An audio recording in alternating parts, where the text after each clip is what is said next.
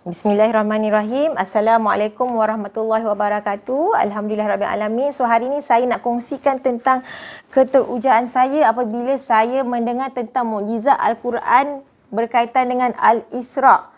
Yang mana sebelum ni bila kita baca je Al-Quran, saya rasa saya percaya je semua. Saya percaya, saya kata saya percaya. Tapi bila saya mendengar tentang mukjizat Al-Quran, video siri mukjizat Al-Quran, sebenarnya saya dikejutkan dengan satu perasaan yang tertampar pada diri saya. Betulkah sebenarnya saya ini sama ni percaya ataupun saya tertipu je dengan iman taklid ataupun percaya dengan ikut je. Tak ada ilmu bermakna sebenarnya kita tak percaya. Iman tu ikut-ikut je. Bila-bila boleh berubah. Bila-bila dikejutkan dengan soalan-soalan tertentu, kita akan tersedar. Okey. Sebelum saya nak teruskan apa yang saya nak kongsikan tentang kejutan saya ni, saya nak share tentang satu hadis yang mana Rasulullah SAW sampaikan ketika mana baginda SAW sudah tahu yang baginda akan sudah sampai masa akan menyahut panggilan seruan ilahi. Ada dua bekal berat yang Rasulullah SAW pesankan kepada kita, umat Rasulullah SAW, supaya kita betul-betul berpegang kepada dua bekalan tu supaya jangan kita tersesat. Okey, terutamanya dalam keadaan kita masa sekarang, dah di akhir zaman, kita tahu ada COVID-19 yang kadang sometimes kita kaitkan perkara tu dengan Dajjal dan sebagainya. So kebanyakan antara kita terumbang-ambing, kita semua tak ada pegangan yang kukuh apa yang kita nak buat. Kita just follow macam tu je tanpa kita sendiri sedar yang sebenarnya kita ni dalam keadaan kesesatan sebab kita tak ada benda tali yang betul-betul yang kukuh kita nak pegang. Okey, jadi saya nak kongsi pentingnya hadis Rasulullah SAW di mana waktu itu ada beberapa hadis. Okey, antaranya yang pertama ni saya nak kongsikan, Bismillahirrahmanirrahim, hadis sahih At-Tirmizi. Okey, diriwayatkan oleh At-Tirmizi dan Jabir bin Abdullah Al-Ansyari yang berkata, aku melihat Rasulullah sallallahu alaihi wasallam di dalam haji wada, haji perpisahan, di atas untanya Al-Qushwa, iaitu nama unta Rasulullah sallallahu alaihi wasallam. Beliau berkhutbah, aku mendengar beliau bersabda, ayuhan nas, sesungguhnya aku, yakni Rasulullah sallallahu alaihi wasallam, telah tinggalkan kepada kalian yang apabila kalian berpegang teguh dengannya, kita ni umat akhir zaman ni tidak akan tersesat. Umat baginda ni lah. Okey, iaitu pertama sekali apa yang Rasulullah SAW tinggalkan adalah pertama kitabullah, iaitu Al-Quran, dan yang kedua keturunanku, ahlul baitku. Rasulullah SAW bersabda. So ada dua yang kita kena cari, iaitu kitabullah yang kita semua tahu, Al-Quran, dan keturunanku, ahlul baitku. So yang saya nak kongsikan kat sini, okey, apabila saya mendengar tentang mukjizat Al-Quran, video mukjizat Al-Quran, saya sangat gembira, sangat bersyukur sebab saya sudah dipertemukan dengan dua perkara yang Rasulullah SAW pesankan, iaitu Al-Quran, di mana daripada video mukjizat Al-Quran ni saya belajar sesuatu.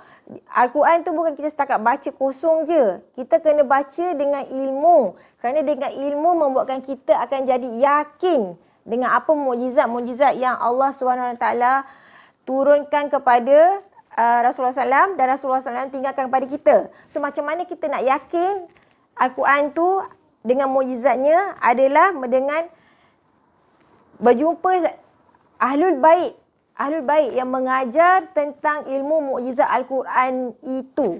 So saya bersyukur kepada Allah Ta'ala.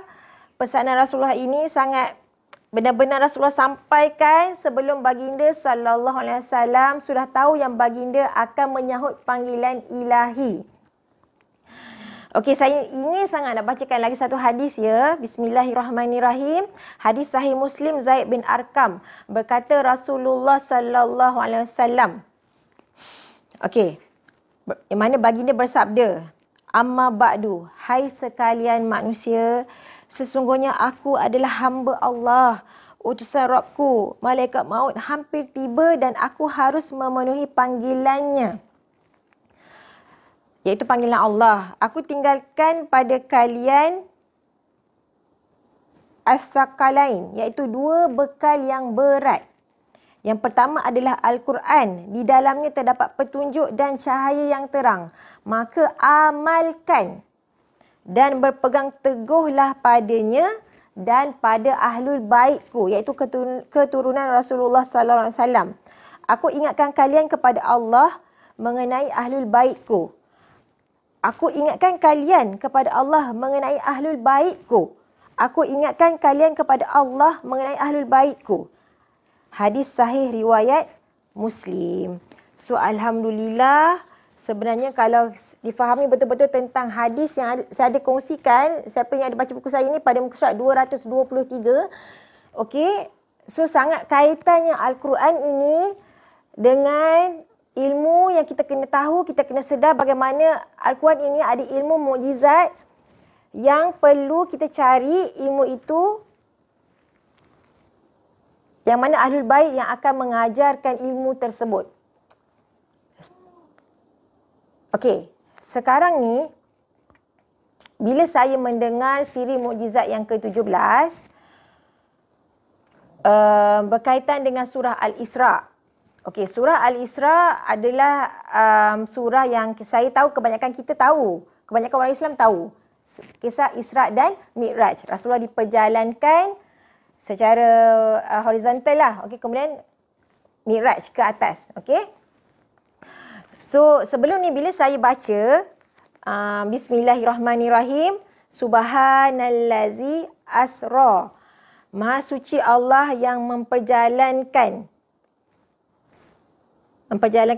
bi'abdihi, hambanya. Okey, Allah perjalankan hambanya. So sebelum ni saya kata okey, saya percaya Rasulullah Isra dan Mi'raj. Saya kata saya percaya.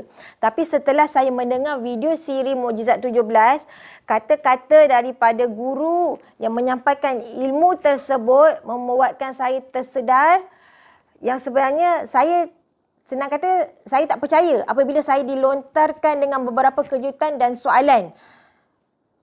Dan membuatkan saya tahu yang saya perlu sampaikan adalah bila saya kata kita percaya, sebenarnya kebanyakan kita sebenarnya kita tak percaya. Sebab kita punya percaya tu tak sah. Sebab kita percaya ikut je. Kita baca, kita kata kita percaya. Kita percaya, baca, kita kata kita percaya.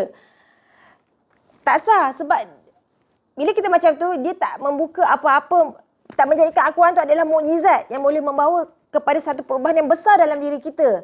Kita baca luar kulit macam tu je.